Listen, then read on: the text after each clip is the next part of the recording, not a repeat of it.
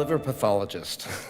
And if I had 4 hours up here, I could take you from how looking at biopsy specimens of patients and the normal tissues, what the bile duct looks like.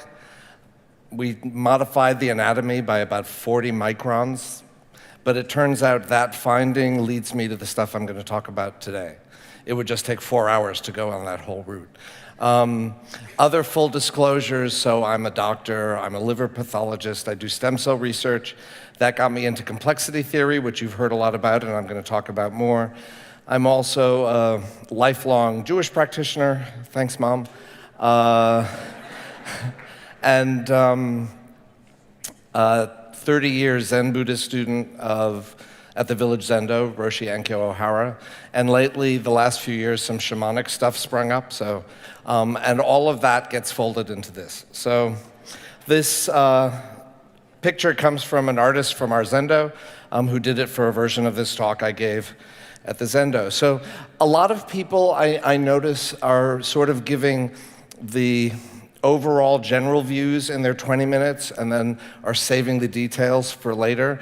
I'm going to go into a lot of detail because, as Bruce said earlier, I wouldn't use the word gearhead. I would just sort of say nice Jewish nerdy geeky boy, but same thing. I'm going to go into a lot of detail, but I think you'll get the flavor of stuff and then I'll get to unpack it for those of you who want to hear more downstairs. So what I'm going to present is stuff that I put together with my collaborator, who many of you have heard at SAND previously, as well as in other venues. Oh, it's not here, it's there and there. A paper we published last year called Fundamental Awareness, a framework for integrating science, philosophy, and metaphysics. And so what I'm going to present is a framework, meaning it's sort of a fluffy version. It isn't a theory, it isn't a model until you've sort of mathematized it and turned it into something that can make predictions. So what I'm going to present to you is that. What we're going to go into downstairs a little bit is Minas, working with another collaborator, has managed to mathematize this, and that has implications for making predictions and understanding things in more detail. So this is the framework. And what leads us into this really wasn't a question I was interested in, but for weird reasons I got sucked into the consciousness studies world. And the big problem there is, as other people have mentioned up here, and even if not, you've heard about it, is the hard problem of consciousness. How is it that conscious beings are aware of qualia, things like the color of red, the taste of sugar, etc., experiences of consciousness? We can draw all sorts of networks in the brain that correlate with experiences, but we can't see where the experiences actually arise from. And lots of people have different ways of dealing with the hard problem. This is our way of dealing with the hard problem. So the various ways you could approach the problem really fall roughly into three categories traditionally. And these are sort of the human domains for entertaining this question, even though it wasn't necessarily phrased this way at the time people were thinking about these things. So first there's Western philosophy, and you have a very broad strand of central thinking throughout Western philosophy, from Plato through Spinoza, to Kant, to Hegel, saying that maybe mind is everything. That it isn't, the world of things is not the thing itself, it's what lies behind the world of things, or under the world of things, or that's reflected through the world of things. And so that's a very standard sort of Western philosophical approach, until Descartes comes in and messes things up for us a bit. And then the Vienna Circle, which you've probably, how many people have heard of the Vienna Circle, of the logical positivists? Not very many. But every single one of us in this audience is conditioned culturally to believe what they believed, and I'll talk about that downstairs a bit more too. And they were definitely opposed to anything I'm going to say today. But they were wrong. And the way we knew they were wrong, and why you never heard of them but they affected everything, we'll talk about downstairs. How many people have heard of Kurt Gödel? Gödel's incompleteness theorems, a bit more. He destroyed the Vienna Circle and opened the door for us contemporarily to consider these issues in a lot of ways. And that's something else I will talk about in more detail downstairs. And then Alfred North Whitehead, who, while the Vienna Circle was ignoring quantum physics and went off in this empiricist, hardcore, materialist sort of point of view, embraced quantum physics and all the craziness there, and developed what he referred to as process philosophy, process theory, etc. And I'll talk about him a bit more downstairs. On the contemporary science side, well, we have Newtonian mechanics, which I feel bad putting in here because, I mean, the minute we think Newtonian mechanics, that's the world acting as a machine, and everyone in this audience knows that's problematic. But Newton himself wrote far more on alchemy than he ever did on Newtonian mechanics. So he himself was not, he'd be more comfortable in this room than anyone in the Vienna Circle would be. But there it is. It's not part, as a cultural impact, world as machine obviously dominates in a lot of ways. Then there's quantum mechanics, which, duh. Important in the middle of this is the notion of complementarity, which Niels Bohr sort of encompassed, particularly in the Copenhagen interpretation. And complementarity in quantum physics is most often expressed in terms of wave-particle duality. In the double-slit experiment, things like an electron or a photon or a particle if you look at them one way, or a wave if you look at them the other way, but neither description tells you the whole thing. And I often use this kind of illustration, and I'll use it again. Is it two faces or a vase? You can't see the two faces and the vase simultaneously. Many studies have been done. You can't do it. You can move very quickly between them, but you can't see them at the same time. But you know that a complete description of this requires both the faces and the vase. But your perspective only allows you to see one or the other. This is a form of complementarity, which Bohr predicted that there would be complementarities in the biological realm, at the galactic, at the cosmologic scale, in addition to the quantum stuff, though he did not see those developed in his lifetime. But that sort of thing led Max Planck, who was you could say, the grandfather of quantum mechanics, and probably the most conservative scientist of that crowd, given his generation. But even he looked at the data from quantum mechanics, and I don't know if someone already quoted him, Deepak might have used this quote earlier today. I regard consciousness as fundamental. I regard matter as derivative from consciousness. We cannot get behind consciousness. Everything that we talk about, everything that we regard as existing postulates consciousness. So the quantum physicists were firmly and comfortably in this room. Relativity provided us, Einstein was not comfortably in this room, but he provided us with two very important concepts: the equivalency, the complementarity of energy and matter and mass, and space-time. Which you've heard about, you know about, but we'll bring that into the equation too. And then these two meet in the notion of the quantum foam, the quantum vacuum being an energy-rich field of space-time. Energy turns into mass, so you get eruptions of particles, usually in matter-antimatter pairings. They annihilate each other, fall back into the quantum vacuum, so there's this bubbling, foamy sort of quality. But some of those escape that self-annihilation, and if they do, they can interact with other smallest things, strings or whatever they are, to self-assemble into subatomic particles, into larger subatomic particles, into atoms, etc. And then there's complexity theory, which gives us the overall theme for the conference, this idea of emergence. And so what we're really talking about are self-organizing systems, and that self-organizing systems, as you've heard, as you know, give rise to phenomena that are not contained within the individuals making up the system. It just sort of magically happens at the higher scale. So a very common example that people talk about are ants. And you see a food line of ants, and it looks like the ants know where the food is, and they know where the ant colony is, and they form a perfectly straight line.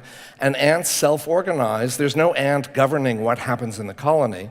There's just ants doing what they do locally, interacting with other ants in their environment. And somehow out of those interactions, they self-organize into a colony, into food lines, into a dump for refuse from the colony, into a cemetery, etc.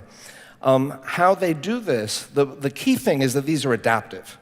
And so how does something like this, which seems machine-like, allow for change and adaptation and evolution? Well, there's always some degree of randomness in the system. And I'll unpack this a little bit more downstairs as well. But this randomness in the system, too much randomness, you don't get self-organization, you just get disorder.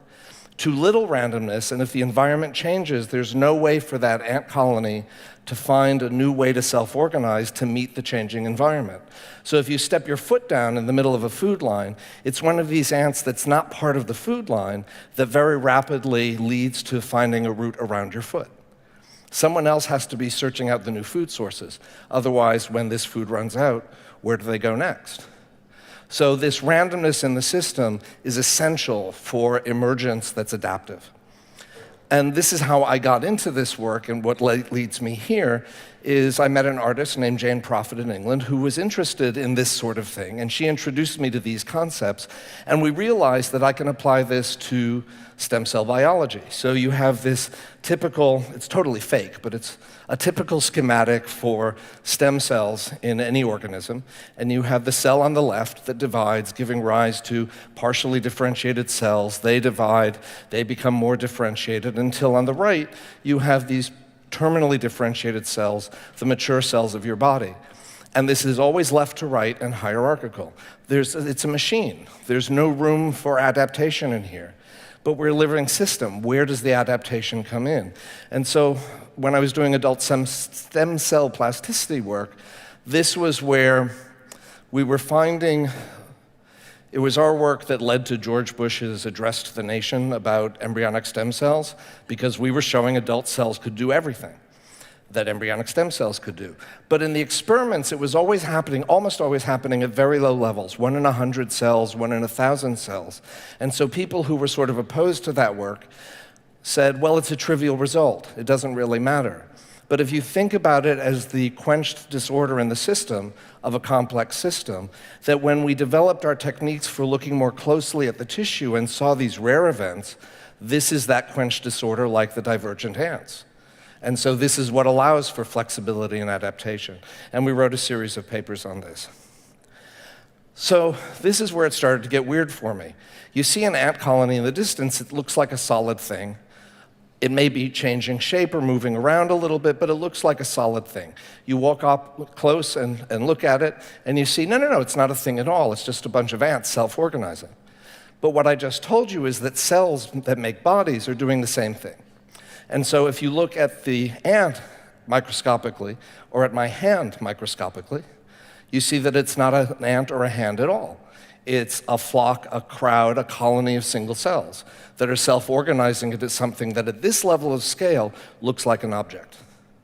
But it's not an object. So this opens up the idea that whether something appears to be a thing, as opposed to a phenomenon arising from smaller things, depends on the scale of observation. And that's a form of complementarity.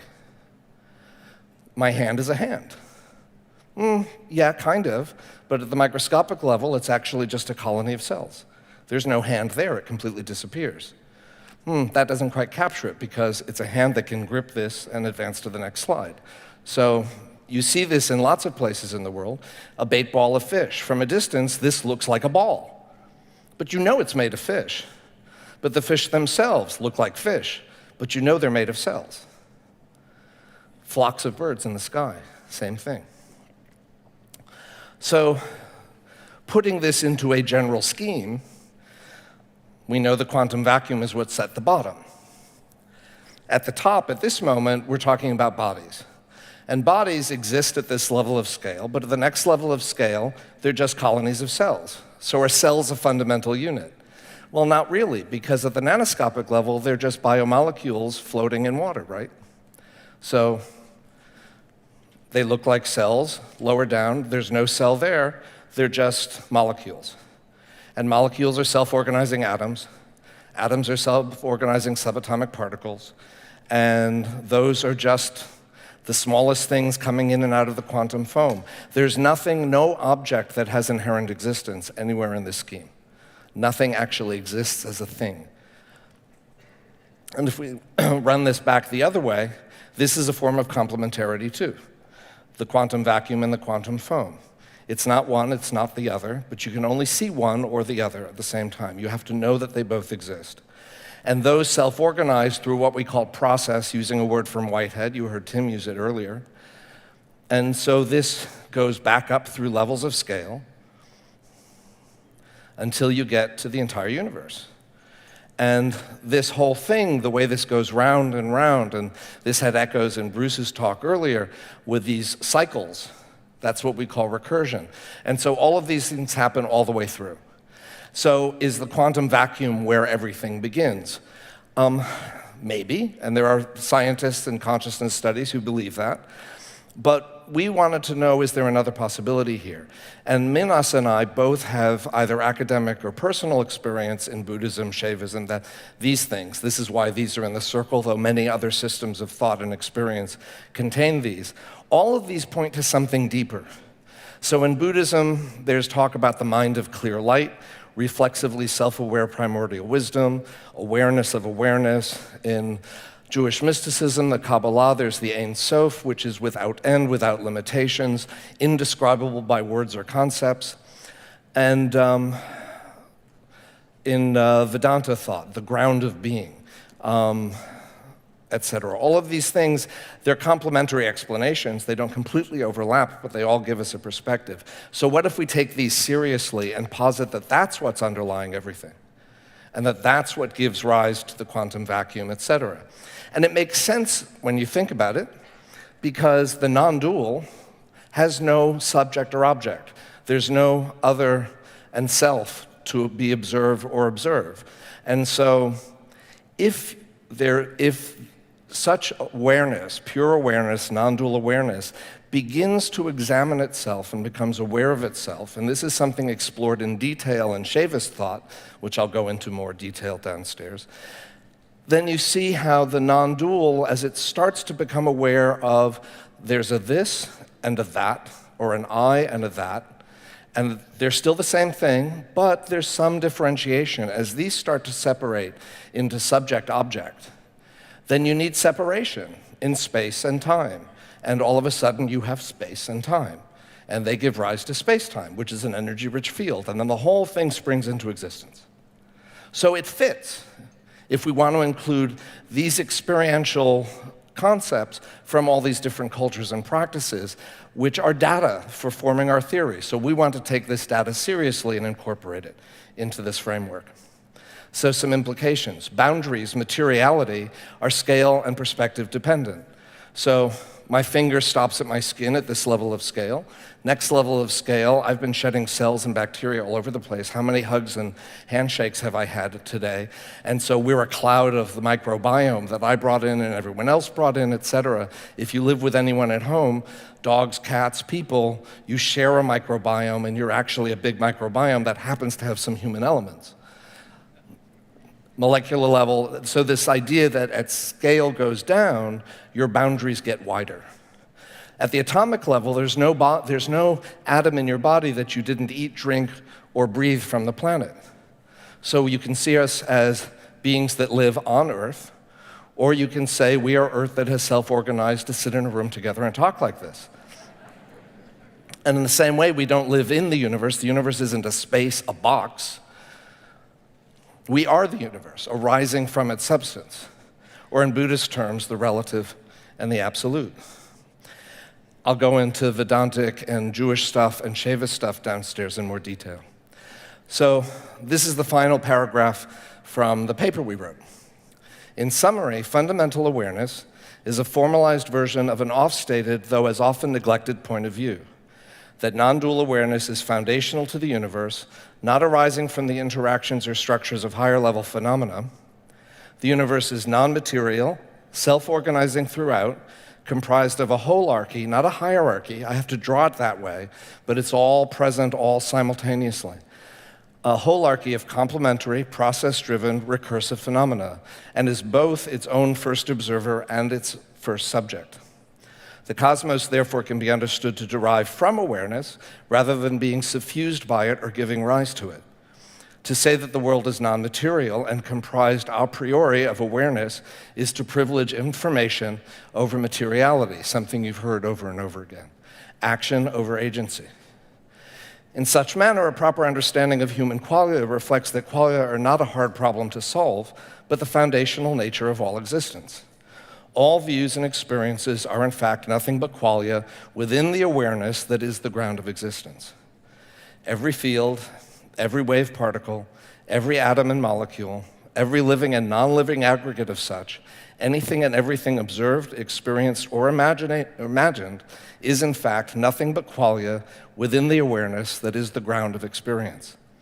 In this view, the human brain is not the creator of our conscious awareness, experiences, but the transducer of the fundamental, non-dual, non-material consciousness into our own personal human minds. So these are the things that I'll be going into downstairs. The mathematization, Gödel's, all the stuff I talked about. And my favorite, why the universe exists. But you get that if you come downstairs. I'll finish with this quote. The Sufi says this whole universe was made in order that God might know himself. The seed wished to realize what it is, what is in it, and therefore became the tree. Thank you.